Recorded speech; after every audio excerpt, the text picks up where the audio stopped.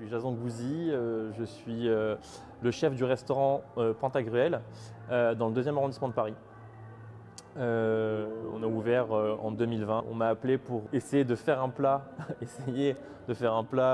avec ce que j'aurais pu ressentir dans cette exposition des divas.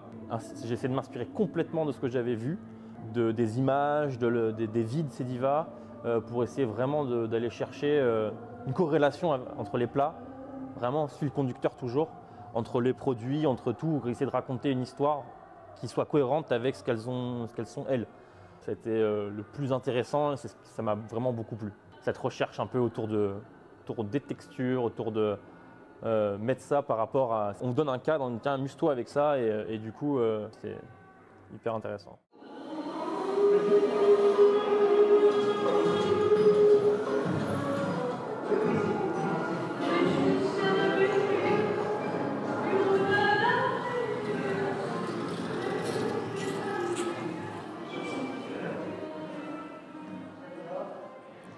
Donc, une de mes inspirations pour l'un de ces plats que j'ai créé autour de la Saint-Jacques.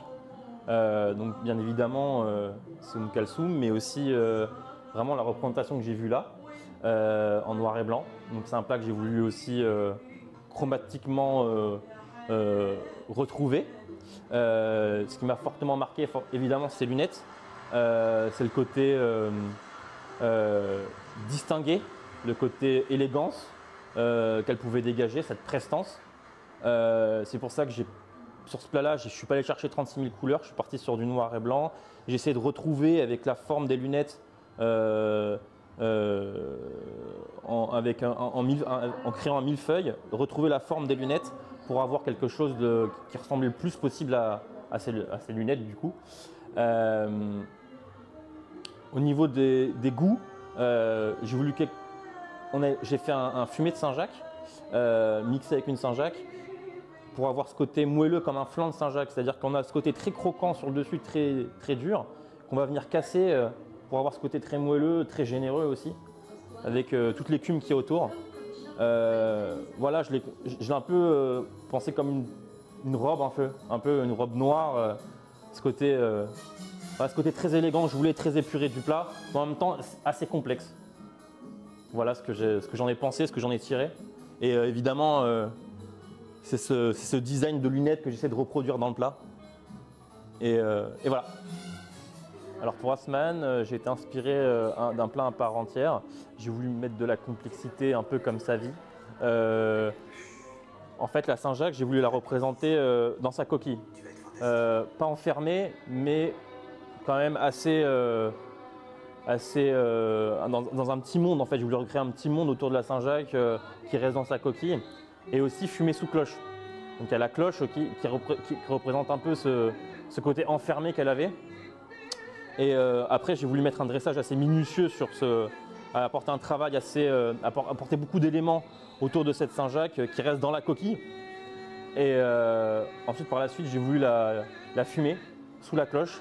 Ça symbolise aussi complètement un peu son côté autodestructeur et complètement ses déboires, si on peut dire.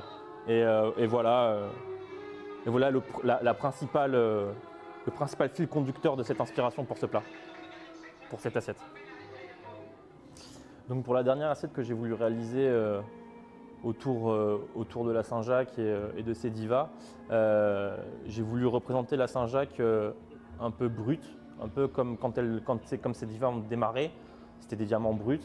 Et autour de la Saint-Jacques, graphiquement, j'ai voulu représenter un collier de perles par tous les condiments que j'ai pu utiliser autour des 2 autres assiettes pour avoir un fil conducteur entre ces 3 assiettes. Et oui, j'ai remarqué que c'était un bijou qui était assez répandu chez ces divas. Et elles